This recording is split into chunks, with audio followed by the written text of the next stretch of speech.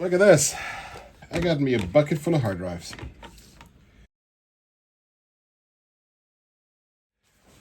Welcome back to the channel, folks. Public service announcement today.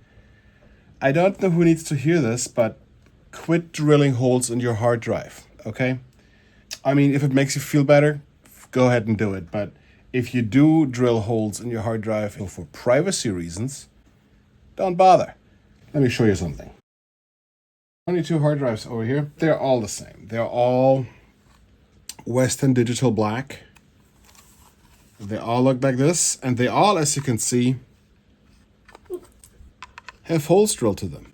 Not all in the same area. They penetrate different areas of the main board, and I guess the idea is that they drill all the way down to the platter itself. As I'm not sure if you can see this here, you can see that there is the shiny part at the bottom of the hole is the platter, and there is an imperfection on it. So I guess the idea of drilling through this is to damage the surface so that you cannot easily get data back from it.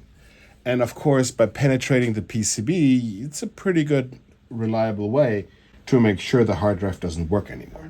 But all it does is destroy the hard drive.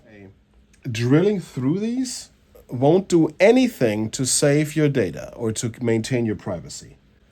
Let me show you. This one here, it's got no hole. Here's a hard drive I found earlier where the hole completely missed the PCB. The PCB like this, and this will be our candidate to restore data from all the rest. And let's open this baby up real quick.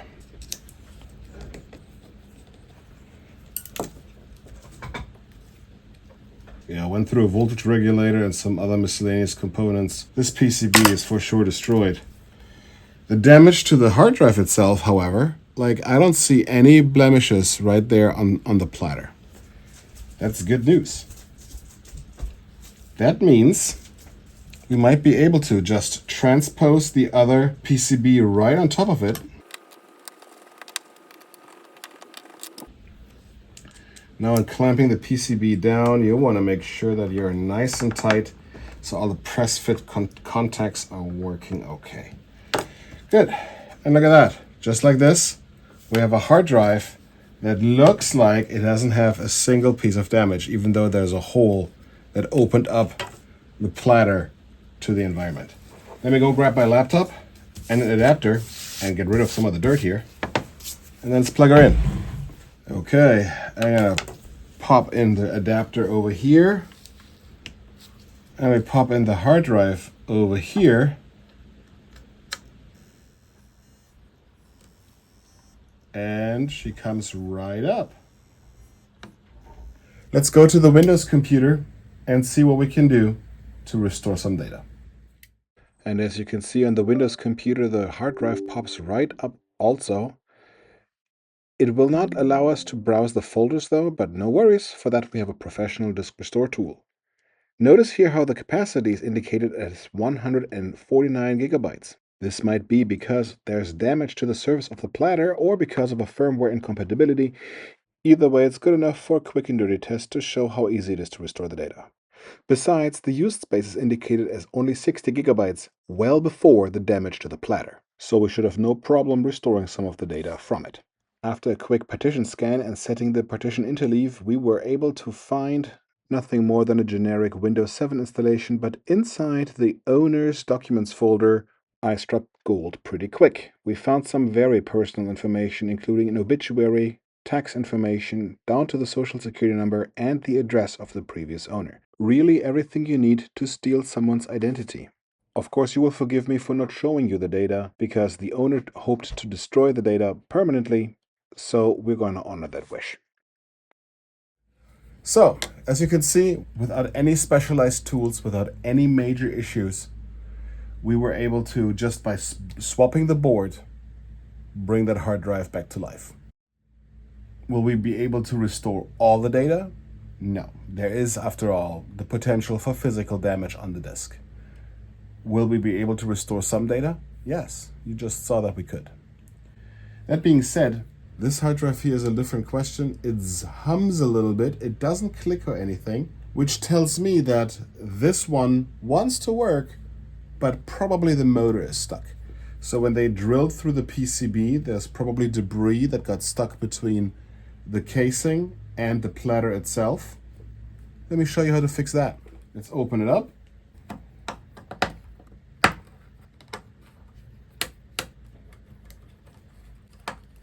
We can lift them up like this. And then before we move on, we have to put this screw back in, because that's the screw that keeps the read-write heads in place. This screw here as well, that's the screw for the bracket. It doesn't have to be tight, finger tight is good enough. It just needs to be held down so that it doesn't fly around as soon as we power it up. So yeah, as you can see, there's definitely debris on the platter, which is likely what keeps it from spinning. If we plug it in,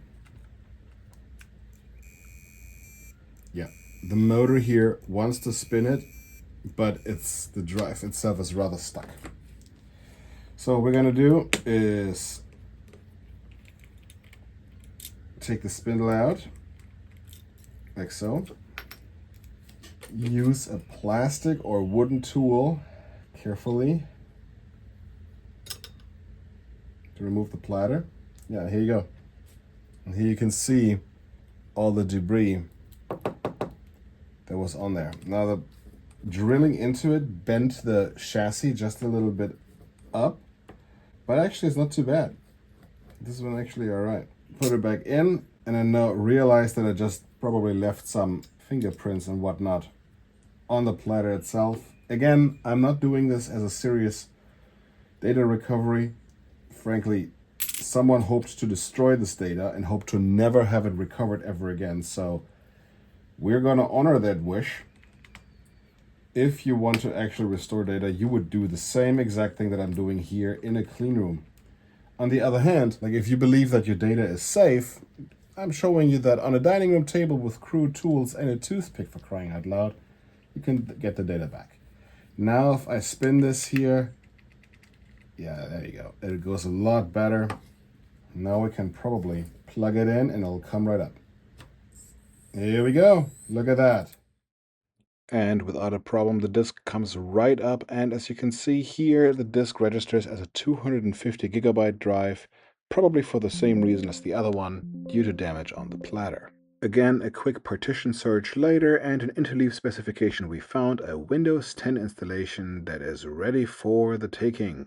The installation itself is mostly generic, nothing special to see here. However, if you dig far enough, eventually we found some customer data that we were able to restore to our computer, open with Microsoft Office, and then actually found customer files, contact addresses, email addresses, and much more.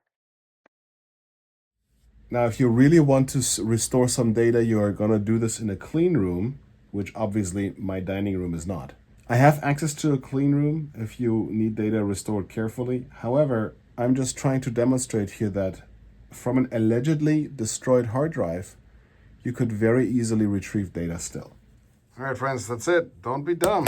Don't think that drilling into your hard drives reliably destroys your data, because it really doesn't. Even those, like this guy here, the one where it clicks, we can still retrieve some data just by swapping the heads. Now, that is a very delicate procedure, so I'm not going to do that right now. I just wanted to show with this video that, oh, look at those. These are actually running smoothly.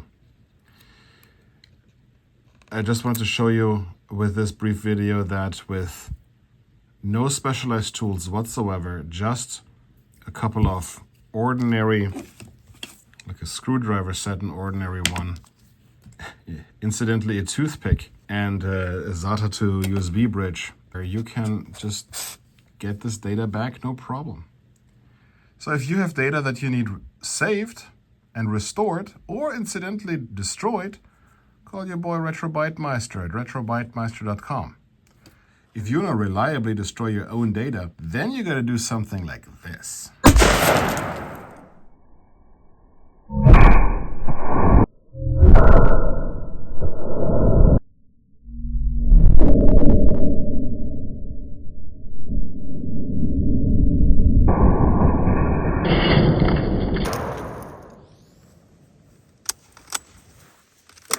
Oh my God. That's insane.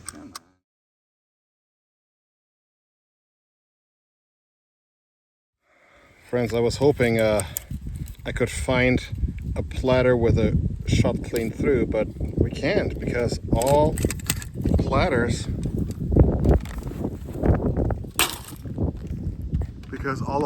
friends, are confetti on the floor.